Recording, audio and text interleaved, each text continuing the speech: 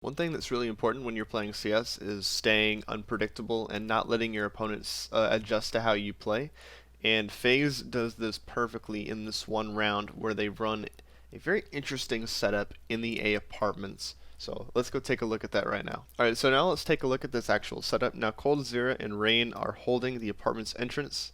They have a crossfire, and then Brokey is holding the balcony room jump with his op.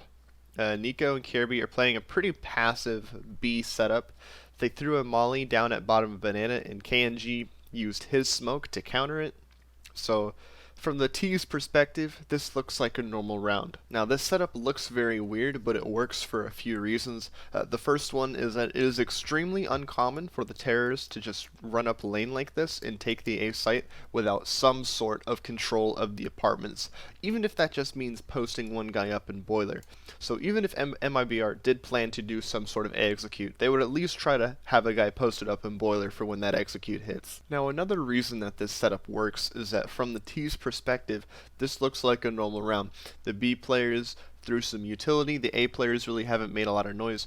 So far, nothing really seems out of the ordinary from MIBR's perspective. Now, with all of that being said, this setup has one pretty glaring counter, and that is an Arch's take, whether that's to split to B or wrap onto A. It's a pretty big glaring weakness with this setup. However, this isn't something that MIBR can directly counter because this is a setup that FaZe Clan will only run once or maybe twice in a half every single game. You know, you can't really try to anti-strat something like this that's only done once or twice a half because you can't really know when it's coming. So now I'm going to let the round play out just so you can see how this setup works. Now coldzera and Rain are going to take contacts with TRK and Taco. They are going to trade 2-for-1, and then immediately after, Brokey is going to catch out Fur in the balcony room. One thing I also want to quickly point out, you noticed how Brokey was actually looking towards the middle area because he wasn't sure if he was going to get pushed from boiler. And that is sort of a flaw in this setup, is that if they are not going to the balcony room immediately, then the opper needs to be watching his back. But one adjustment that you can make to this setup is you can actually just stack towards the A site at the beginning of the round. You can have Nico could be here in arches.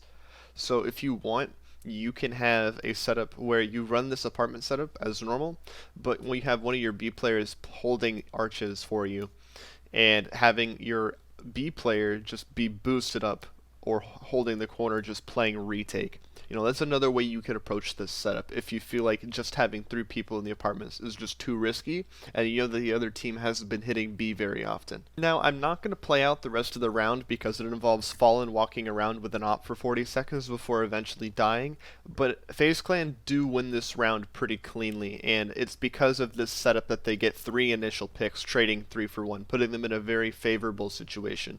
So I wanted to highlight one more round where they used this setup in Road to Rio against Astralis. The setup is pretty similar to the last round I showed you, but one big difference looking at the map is that Rain is actually playing more aggressively towards the B side of the map with Nico. So it's basically the B players mixing up their plays a little bit just to sort of give Astralis the impression that this is a B-focused setup as opposed to an A-focused setup. However, they still are running the same 2 apartments and 1 holding for the balcony and then 2 B. It's just this time they're playing B a bit more aggressively, which will result in Rain actually getting an aggressive kill on B at the same time that Cold and Olafmeister get these kills onto Dupree and Zipex. So let's quickly look at that.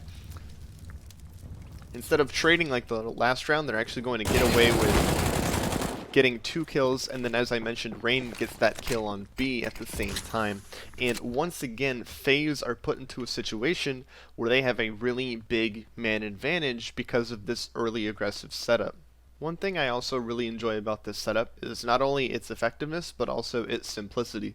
This is a setup that you can run with any new team just because it doesn't require any specific grenades, just some basic changes in positioning, which is why I think it is something that everyone should try at least once or twice on their own teams. If you enjoyed this video, please like and subscribe. If you have any suggestions on what I should make a video on next, drop a comment below. I hope you all have a wonderful day.